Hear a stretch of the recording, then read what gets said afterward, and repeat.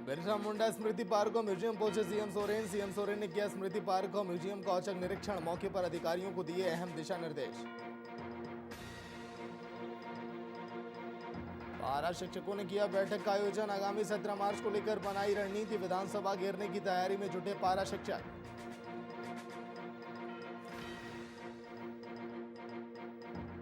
हजारीबाग में आपदा प्रबंधन समिति की हुई बैठक में जल समस्या को लेकर की गई चर्चा। प्रत्येक वार्ड में 5 बोरिंग कराने की कही बात।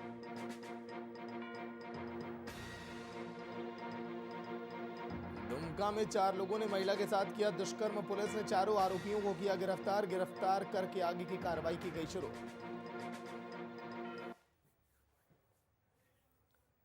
नमस्कार, वीआईपी न्यूज आप देख रहे हैं। मैं आपके साथ सागर मिश्रा। दिन भर की तमाम खबरों के बाद हाजिर हैं झारखंड की खबरों के साथ। मुख्यमंत्री हेमंत सोरेन ने सर्कुलर रोड स्थित बिरसा मुंडा जेल परिसर में निर्माणाधीन बिरसा स्मृति पार्क और म्यूजियम का निरीक्षण किया। मुख्यमंत्री ने करीब 28 एकड़ में फैले जेल भवन के जीर्णोद्वार और बिरसा स्मृति पार्क निर्माण कार्य का बारीकी से अवलोकन कर इस महत्वाकांक्षी परियोजना में किसी तरह की कोताही नहीं बरतने का सख्त निर्देश भी दिया है।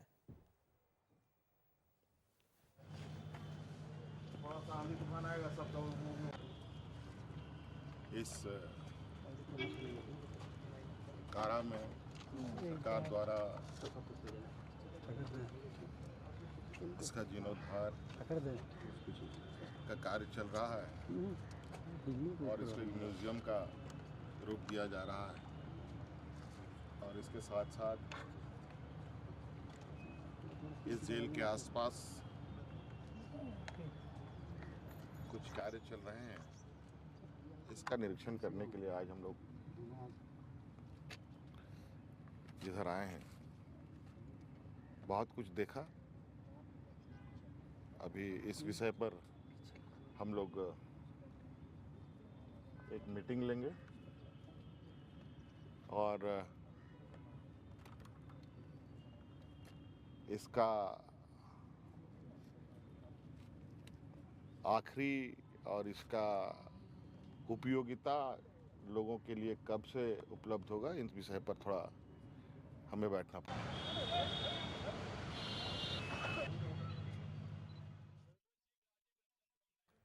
Bureau chief Rajiv Ranjan phone line पर पूरी जानकारी के साथ। राजीव, सीएम हेमंत सोरेन ने औचक निरीक्षण किया आज के दिन। वहां की तस्वीरें कैसी और कितना अभी प्रगति पर कार्य है? राजीव, ये देखिए, मुख्यमंत्री पहुंचे थे।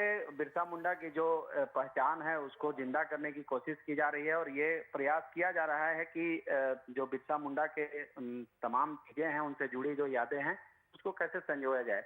और मुख्यमंत्री इस दौरान काफी संजीदा दिखाई दे रहे थे और लगातार निरीक्षण कर रहे थे और दिशा निर्देश दे रहे थे। वो काफी खुश भी दिखाई दे रहे थे कि जिस तरह से बिरसा मुंडा की छवि को और उनके यादों को, उनकी जीवनी को प्रस्तुत किया जा रहा है और तमाम चीजें जो है जो की जा रही है। इस दौरान काफी दिशा निर्देश भी उन्होंने दिए इसके चीजों को लेकर। जी चलिए, शुक्रिया पूरी जानकारी के लिए राजीव। सीएम सोरेन ने किया औचक निरीक्षण।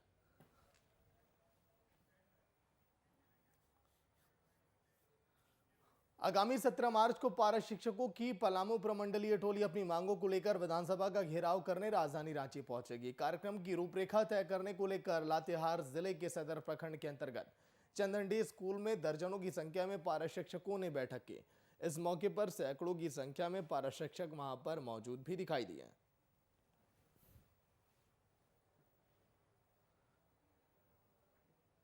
पारा शिक्षकों ने बैठक का आयोजन किया और अब घेराव करने की तैयारी विधानसभा।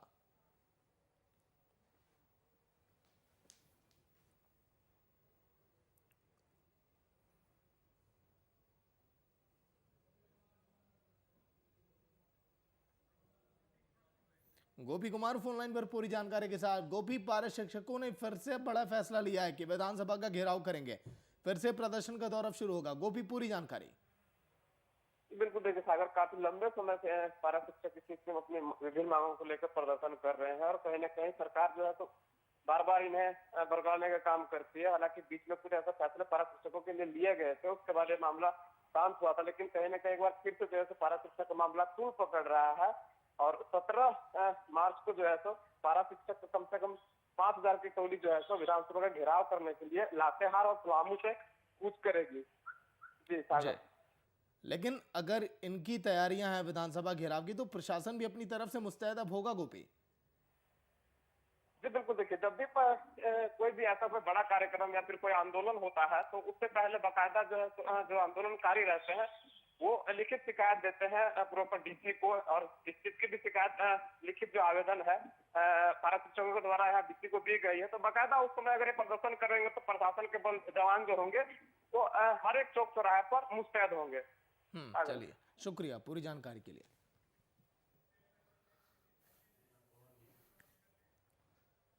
सूबे में सरकारी जमीन हड़पने का सिलसिला आज भी जारी है। देवघर, रांची और बोकारो में सरकारी जमीन में हेरफेर का मामला उजागर होते सामने आया। अब बोकारो में एक नया मामला सामने आया, जहां औने पौने दाम में खरी यूपी के आदमी ने बोकारो में 74 एकड़ वन भूमि खरीद ली और विभाग मूक दर्शक बनकर वहां सिर्फ और सिर्फ देखता रह गया। रिपोर्ट आप देखिए।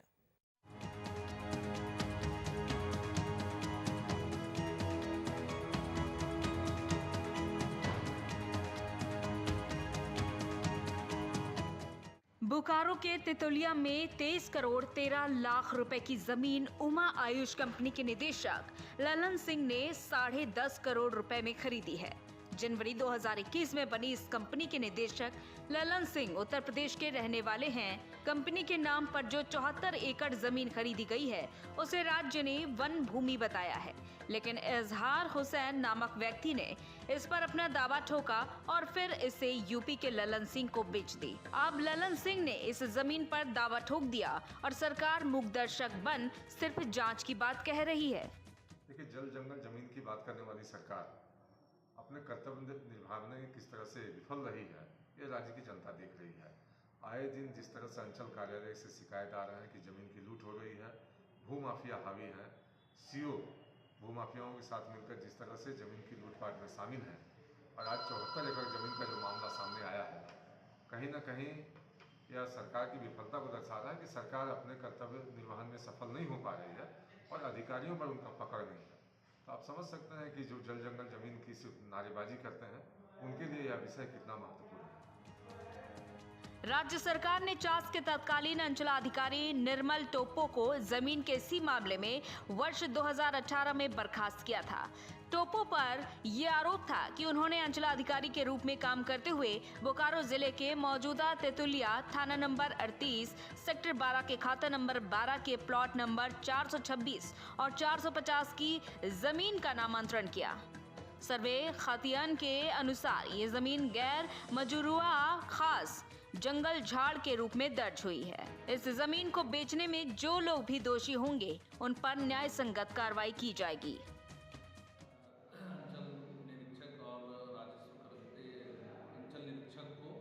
जांच हेतु दिया है। जांच का रिपोर्ट आने के पश्चात इस पर जो है विधि सम्मत कार्रवाई की जाएगी। कितनी बड़ी लापरवाही है ये जांच के पश्चात ही कहा जा सकता है कि इसमें तथ्य क्या है, कहाँ चूक हुई है और क्या किया जाना चाहिए। लेकिन प्रयास होगा कि जो है इसमें सरकार की जमीन है तो सरकार को वापस जाए। ये तो भू राजस्व भू निबंधन विभाग ही बता पाएगा कि उसने किस आधार पर जो है रजिस्ट्री किया है। चूँकि जो है ये रजिस्ट्री अभी हुई है, इसका आगे फर्दर का कोई कार्य नहीं हुआ है। बोकारो की चंदन कियारी, जरीडीह और बेरमो में सबसे ज्यादा हुई गलत जमाबंदी पर जमीन बेची गई। सरकार को भेजी गई जिले की रिपोर्ट में बताया गया है कि सबसे ज्यादा गलत जमाबंदी चंदन कियारी, जरीडीह और बेरमो में हुई।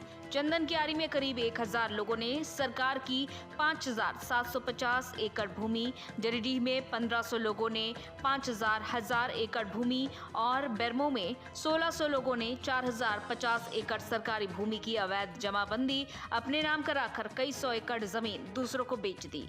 और ऐसे मामले सामने आने के बाद झारखंड में सत्ता की सहयोगी पार्टी कांग्रेस ने अपनी प्रतिक्रिया दी है। वन भूमि की जो बात संज्ञान में आई है, बिल्कुल सरकार इसके प्रति गंभीर है और इसकी जांच करवा करके दोषी अधिकारियों के ऊपर कड़ी कार्रवाई की जाएगी, क्योंकि महागठबंधन की सरकार जनता की सरकार है। जनहित की मुद्दे पे महागठबंधन की सरकार हमेशा निर्णय लेने को तैयार रहती है और अगर कहीं से भी किसी प्रकार का मामला इस महागठबंधन की सरकार में आई है तो स्वाभाविक तौर पे उस मामले को संज्ञान में लेते हुए हम कठोर कार्रवाई अधीनस्थ पदाधिकारियों के ऊपर करेंगे, क्योंकि जो सरकार है यह सरकार पूंजीपतियों की सरकार नहीं है। यह सरकार गरीबों की, किसानों की, युवाओं की सरकार है। और हमने अपने चुनावी वादे भी हमने ये किए थे कि यह सरकार जब महागठबंधन की सरकार बनेगी तो इस राज्य में किसानों के चेहरे पे खुशहाली आएगी, युवाओं के चेहरे पे खुशहाली आएगी। तो स्वाभाविक तौर पे जो 72 एकड़ जमीन वन भूमि देने की बात सामने आई है उत्तर प्रदेश के किसी व्यक्ति को, तो सरकार इस पर कड़ी संज्ञान लेते हुए इस पर कड़ी कार्रवाई करने को बाध्य है। सरकार का वन विभाग वन संपदा, वन भूमि और वन प्राणी को बचाने के लिए काम करता है, लेकिन बोकारो में स्थिति कुछ अलग है। यहाँ वन विभाग का आधा तंत्र वन विभाग की सरकारी जमीन को बचाने के लिए कोर्ट का चक्कर लगाने में व्यस्त है। इसके बावजूद भूमाफियाओं के हौसले पस्त नहीं हो रहे हैं। रांची से कुमार कामेश की रिपोर्ट।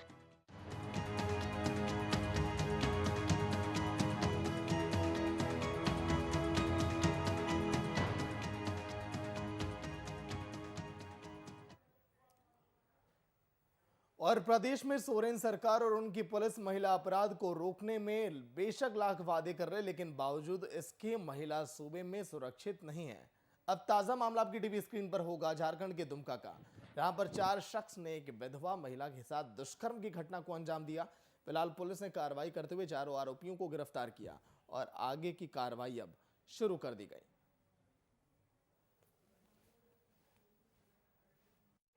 शिकारीपाड़ा थाना अंतर्गत एक महिला के द्वारा जो है कि दुष्कर्म करने की बात जो है कि लिखित आवेदन थाना में दिया गया है और इस क्रम में जो है इन्वेस्टिगेशन आगे प्रारंभ किया गया और 3 व्यक्तियों को गिरफ्तार किया गया है और उन्हें आज न्यायिक हिरासत में भेज दिया है। क्या मामला हुआ आपके साथ में,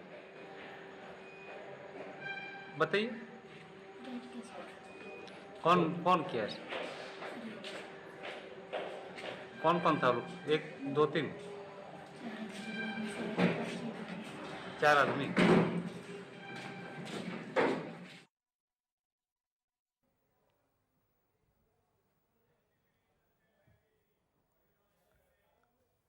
जमशेदपुर के मानगो ओल्ड पुलरिया रोड स्थित आजवा सिटी सेंटर में झारखंड युवा मोर्चा का सदस्यता ग्रहण समारोह का आयोजन किया गया।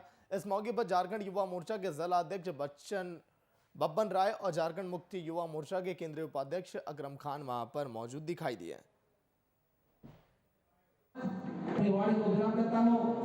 जो है झारखंड युवा मोर्चा के तरफ से जो है मिलन समारोह था, जिसमें जो है हमारे बहुजन समाज पार्टी के कोल्हान प्रभारी महमूद अली भाई पूरे अपने समर्थकों के साथ आज झारखंड युवा मोर्चा का दामन थामे। उसके अलावा हमारे राजा भाई जो भारतीय जनता पार्टी से थे वो भी जो अपने समर्थकों के साथ झारखंड युवा मोर्चा का दामन थामे। उसके अलावा हमारे कैसर आलम नवाब भाई जो कांग्रेस के बहुत ही जुझारू नेता है।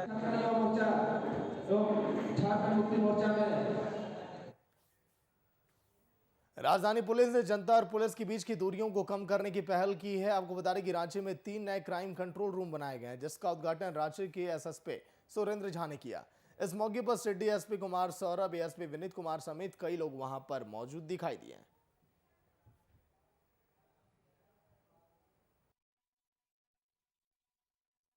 मोहल्ला based committee, people friendly policing और जनोन्मुखी पुलिसिंग जो कि आज के समय की आवश्यकता है। साथ ही इस कंसेप्ट को ऐड किया गया है हॉट स्पॉट के पॉइंट ऑफ व्यू से, जो कि क्राइम और क्रिमिनल के पॉइंट ऑफ व्यू से काफ़ी एक महत्वपूर्ण लोकेशन होता है। इसी के तहत आज ज़िले में 3 नए मतलब बीट चौकी की स्थापना की गई है, जिसमें कि एक यहाँ पे है, एक हिनू में है और एक कुछ चौक पे है। तो और यहाँ पे आज के बाद से जो डिप्लॉयमेंट है ऑफिसर्स फोर्स का रहेगा यहाँ पे, और यहाँ के जो लोग के यहाँ पे सेवा ले सकते हैं, छोटे मोटे क्राइम इन्फॉर्मेशन कर सकते हैं, लोग की समस्या जो थाना में सक्षम नहीं है अपनी समस्याएं बता सकते हैं।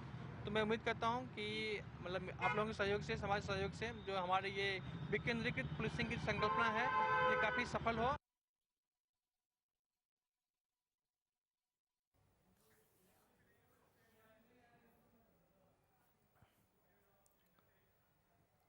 हजारीबाग डीसी के सभा कक्ष में आपदा प्रबंधन समिति की बैठक हुई। आपदा प्रबंधन समिति की सदस्य होने के नाते महापौर की ओर से इस बैठक में नगर निगम क्षेत्र के अंतर्गत गर्मी के दिनों में होने वाली जल समस्या को लेकर बात रखी गई।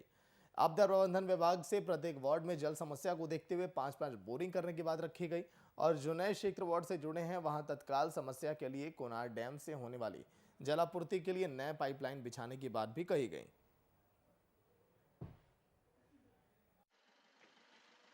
जिला आपदा प्रबंधन समिति की बैठक हुई थी, उसमें मैं बतौर सदस्य शामिल हुई और हमारे नगर निगम की जो मुख्य समस्याएं जो है गर्मी में होती है, जलापूर्ति की समस्या होती है, लोगों को काफ़ी समस्याएं होती है।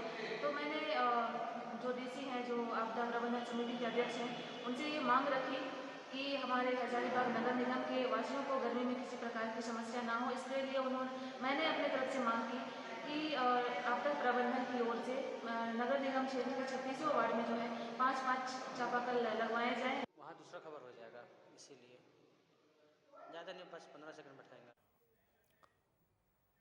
जमशेदपुर में लॉकडाउन के बाद पहली बार लोहानगरी में एग्जीबिशन का आयोजन किया गया, जहां महिलाओं ने अपने हुनर को लोगों के बीच रखा और 2019 के मार्च महीने से कोरोना की कहर पूरे देश पर पड़ी थी, जिसके बाद सब कुछ ठहर सा गया था, लेकिन अब धीरे धीरे सभी कामों की शुरुआत हो रही है। वहीं आज जमशेदपुर में भी एक एग्जीबिशन का आयोजन किया गया, जिसमें महिलाओं में काफी उल्लास देखने को मिला।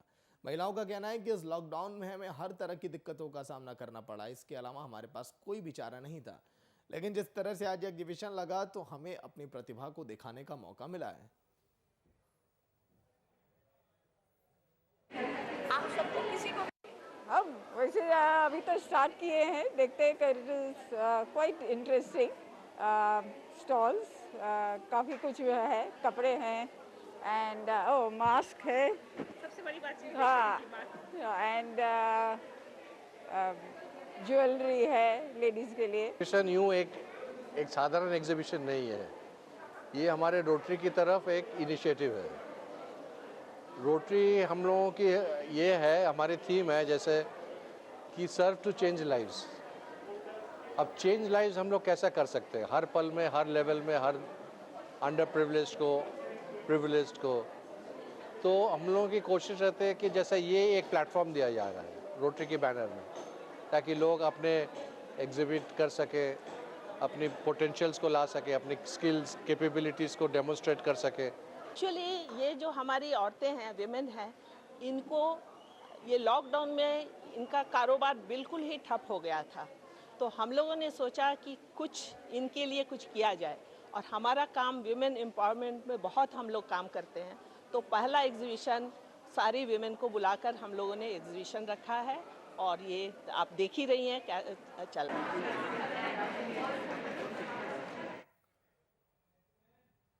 केंद्र और राज्य सरकार भले ही लाख दावे कर रहे, लेकिन वैश्विक महामारी काल में जिस तरह लोगों ने रोजगार छोड़े, उसके बाद जनजीवन पूरी तरह से लोगों का तहस नहस हुआ। निजी स्कूलों ने अभिभावकों पर फीस जमा करने को लेकर अनावश्यक दबाव बनाना शुरू कर दिया, जिसका खामियाजा बच्चों को भुगतना पड़ रहा है।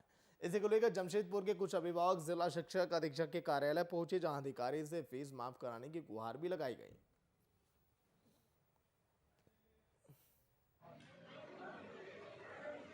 अमाउंट फी हम लोगों को रोका गया है। फीस पूरी क्लियर है, लेकिन SPF अमाउंट नहीं देने को बोला गया है और सभी पेरेंट्स, डिफरेंट पेरेंट्स को ऐसी करके कहा जा रहा है कि नहीं फीस क्लियर नहीं है उसकी वजह से, लेकिन बिल्कुल मिसगाइड कर रहे हैं ये लोग और फीस क्लियर रहने के बावजूद नहीं दे रहे हैं, सिर्फ SPF अमाउंट को लेकर के रोक रहे हैं।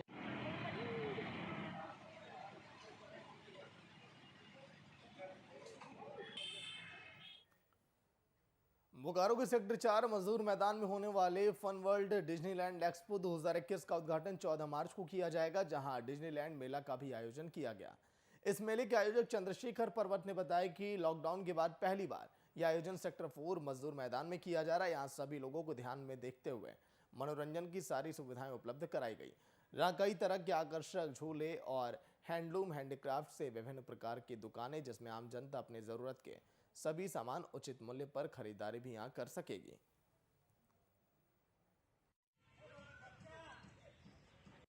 ये जो पीसी बुलाए हैं, खास करके ये हमारा फन वर्ल्ड डिज्नीलैंड का उद्घाटन के सिलसिले में बात करने के लिए। ये फन वर्ल्ड डिज्नीलैंड मजदूर मैदान सेक्टर 4 में जो लगा रहे हैं, ये 14 तारीख को स्थानीय सिटी डीएसपी केकर कमल द्वारा उद्घाटन होगा और ये तकरीबन 45 से 50 दिनों तक बोकारो में रहेगा। इस बारी हमने लॉकडाउन जो था उसके बाद हमने ये कार्यक्रम, ये पहला कार्यक्रम है हमारा जो इस मैदान में करने जा रहे हैं। विशेष करके इस बारी हमने जो ध्यान रखा है बच्चों के लिए जो राइट्स हमने बढ़ाया है, जो फर्स्ट टाइम हम बोकारो में लेके आए हैं। इसके साथ साथ कोविड को देखते हुए हमने जो हमें गाइडलाइंस मिला है उसको देखते हुए हमने मेन गेट पे खास करके सैनिटाइजर चैम्बर बनाया है कि लोग जो भी आएंगे टिकट लेने के बाद सीधा वो सैनिटाइज होंगे, इसके बाद ही हमारे एग्जीबिशन में आएंगे।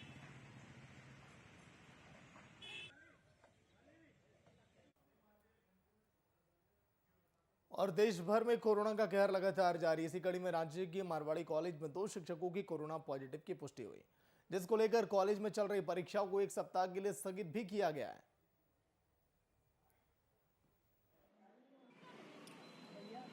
पॉजिटिव हो जाना इस समय में तो वो थोड़ा टेंशन वाली बात है, लेकिन जहाँ तक एग्ज़ाम की बात है तो वो तो हम लोग को देना होगा और विल मतलब कीप सेफ्टी विद आवरसेल्फ। लेकिन उसके लिए इंस्टीट्यूशन जो हमारा कॉलेज है उसके लिए बहुत ज़्यादा ध्यान रखना पड़ेगा। जैसे कल ही हमारा एग्ज़ाम शुरू होने वाला था 12th से, सेमेस्टर 3 का पेपर था, तो उसके लिए हम लोगों को नोटिफाई ही नहीं किया गया था और स्टूडेंट्स आए उसके बाद फिर उन्हें पता चला कि जाना है। और आज अगर जब मैं आई हूँ तो वहाँ पे नोटिस भी नहीं है लगा हुआ, तो इसके लिए थोड़ा दिक्कत है। मुझे जानकारी मिली है कि 2 टीचर्स को कोरोना हो गया है और वो विमेन सेक्शन और उसमें दोनों में क्लास ले रहे थे और चूंकि वहाँ ऑफलाइन एग्ज़ाम की तैयारी हो गई थी और सैनिटाइजेशन बहुत ज़रूरी था, इसीलिए हमने अभी वहाँ कॉलेज को बंद कराया है और 1-2 दिन में हम उनकी ऑनलाइन परीक्षा की तैयारी करेंगे।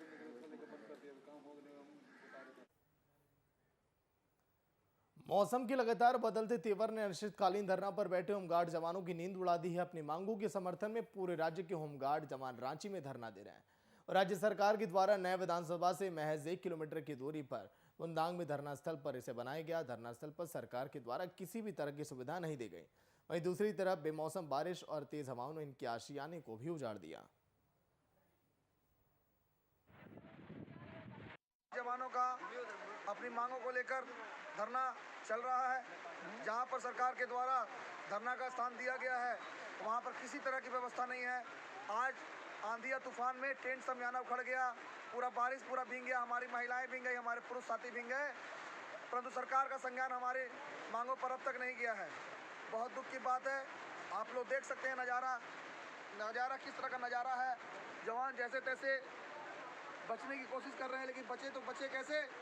होमगार्ड जवान एक गरीब होते हैं और इस तरह का नज़ारा आप लोग देख रहे होंगे।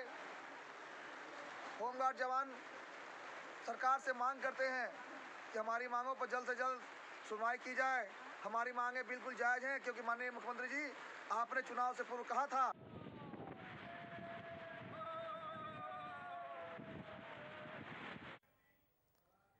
हजारीबाग के बहरनपुर में बौद्ध मठ में अस्तित्व होने की जानकारी मिली। वहीं भारतीय पुरातत्व विभाग के दल की लगातार पिछले 2 सालों से खुदाई जारी है।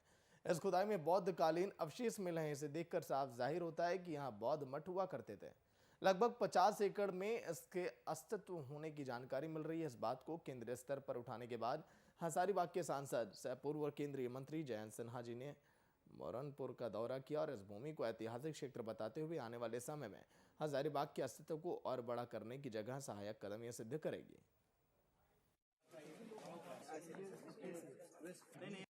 और जो नजर आ रहा है और जो एएसआई के यहाँ जो अधिकारी हैं उन्होंने भी बताया है कि लगभग 50 एकड़ से ज्यादा ये एक बौद्ध मठ था।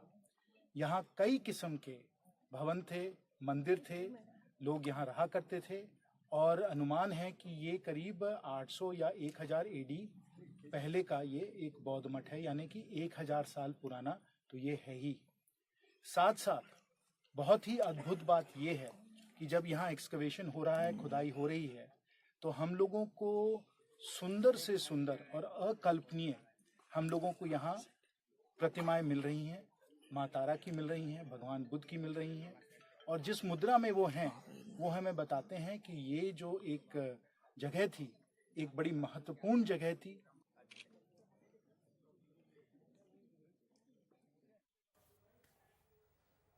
तो चलिए बात झारखंड की में इतना ही। देखते रहिए वीआईपी न्यूज, खबरें लगातार जारी है। नमस्कार।